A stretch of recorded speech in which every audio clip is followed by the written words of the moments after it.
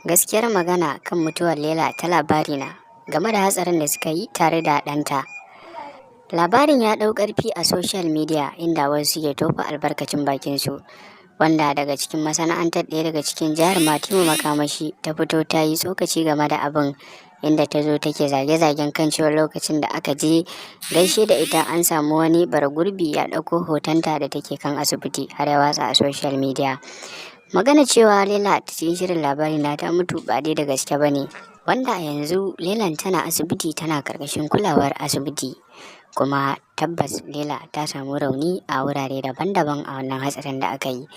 A wanda ya mutu a cikin wannan hatsarin da suka yi shine ɗanta, wanda ita tana nan da rai da lafiyarta, kuma mutane sun ɗora wannan bara gurbin labarin ne a social media domin tofa albarkacin bakinsu.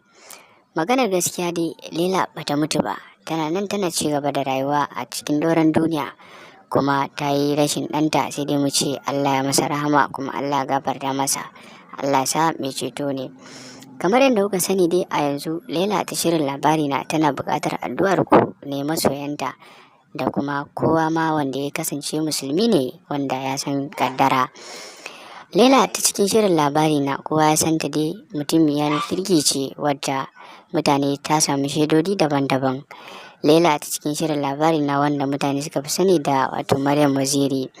Idan wannan ne farkon zuwan ka wannan tasha ta mu mai albarka, kar ka manta ka mana subscribing, sannan kuma ka danna mana alamar kararrawa domin sanar da ku sababbin shirye-shiryen mu da zarar mun ɗora, da kuma ƙara mana ƙarfin gwiwa mu a koda yaushe. Sai kun kasance masu yi wa mutane sharing domin su ma wasu su amfana da tabbacin abubuwan da yake faruwa wanda mutane suke ɗorawa ya kasance ba gaskiya ba ne. Mun gode da ziyartar wannan tasha ta mai albarka ta Hausa Best 24 TV.